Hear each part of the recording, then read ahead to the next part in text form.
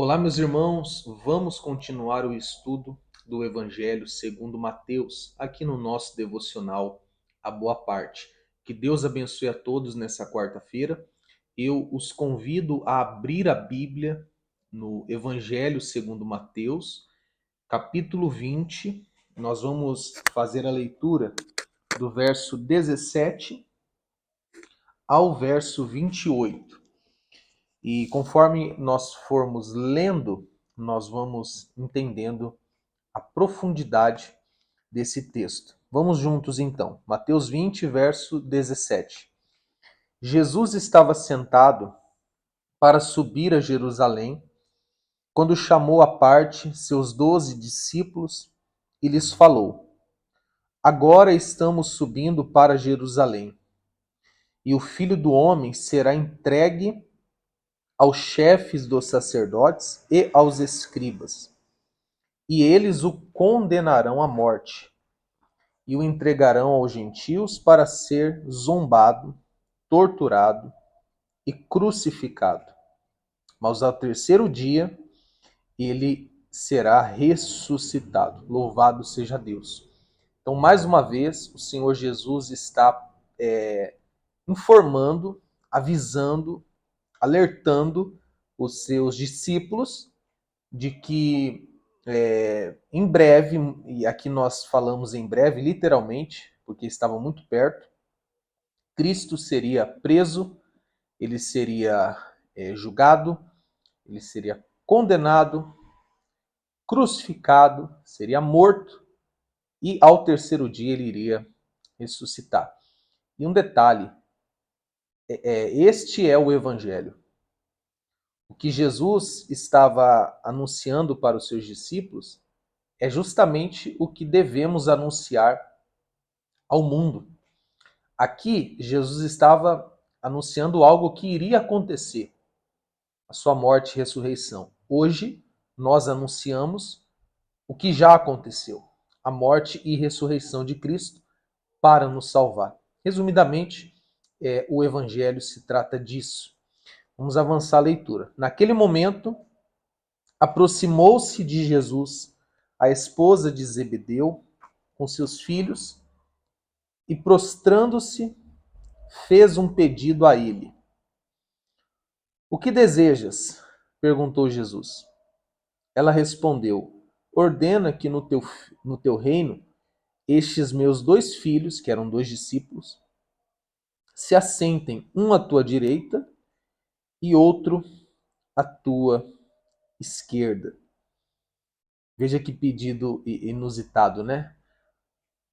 Já que o Senhor tem um reino, faz o seguinte: esses 2 discípulos teus são meus filhos. E eu queria que eles se assentassem ao teu lado, tivessem ali uma cadeira especial, uma à direita, outra à esquerda. Mas veja a resposta de Cristo a ela e a todos. Não sabeis o que pedis, contestou-lhe Jesus. Podeis vós beber o cálice que eu estou prestes a beber? E ser batizados com o batismo com o qual estou sendo batizado? Meus irmãos, aqui Jesus estava falando justamente daquele cálice que mais para frente ele vai rogar ao Pai que afaste dele. Se possível for, afasta de mim esse cálice. É deste cálice que Jesus está falando, é desse batismo que Jesus está falando, que nada mais é do que o seu sofrimento, do que a ira de Deus sendo derramada sobre ele, punindo ele pelos pecados de toda a humanidade. Você deve se lembrar que em Isaías 53 está escrito assim: Assim agradou ao Senhor moê-lo. Pelos nossos pecados, pelas nossas transgressões, foi do agrado do Senhor moê-lo.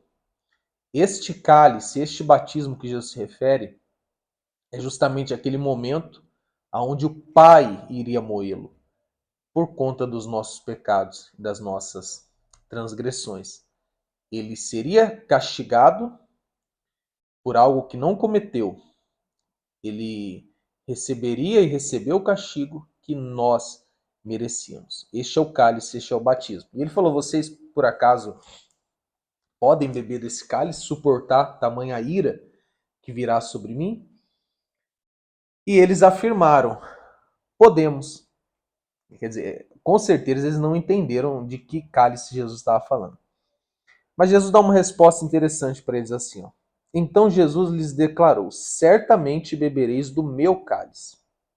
Quer dizer, ele estava dizendo que ia chegar um momento que os discípulos também iriam sofrer por conta de Cristo. É um sofrimento diferente, obviamente. O sofrimento de Jesus foi pelos nossos pecados.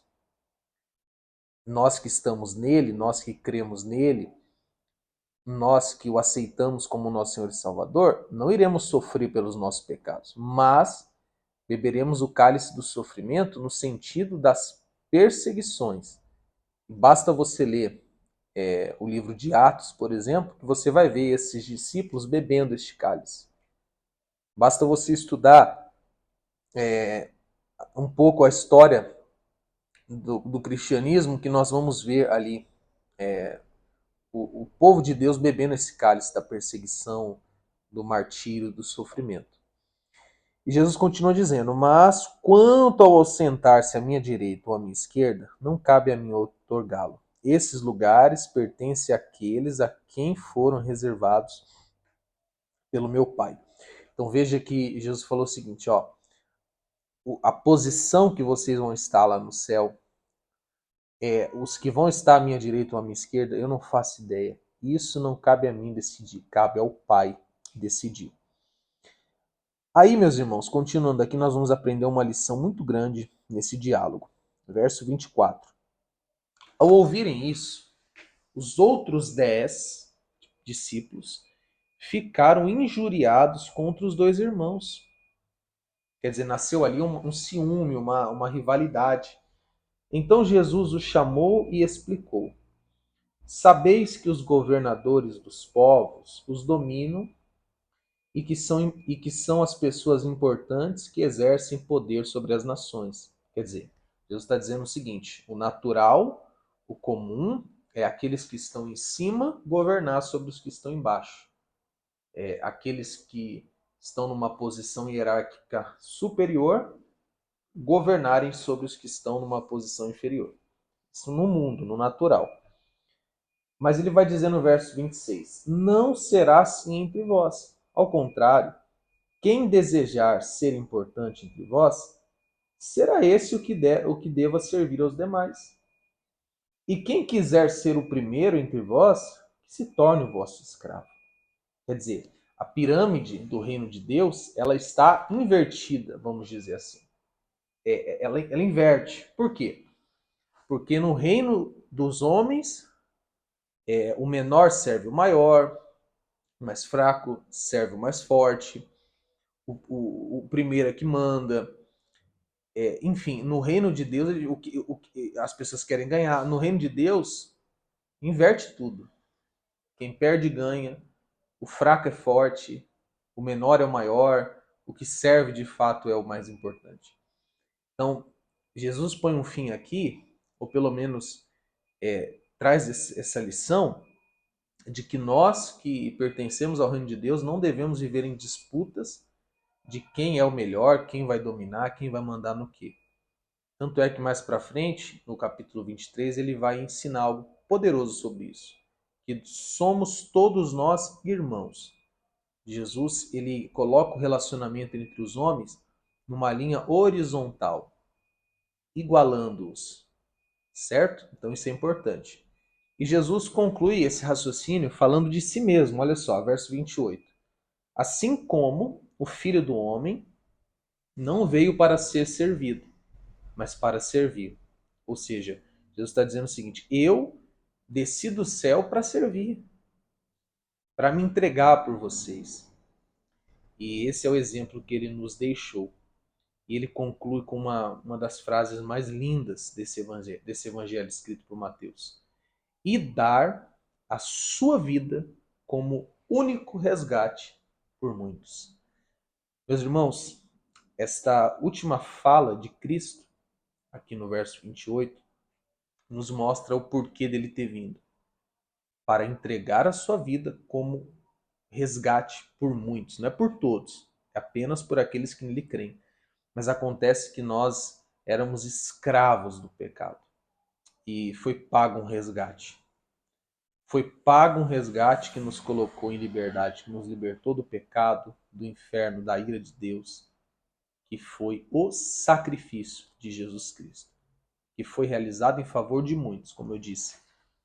O sacrifício de Jesus é suficiente para salvar todos, mas só é eficaz e funciona na vida daqueles que creem no Senhor como seu único Senhor e Salvador. Tá bem?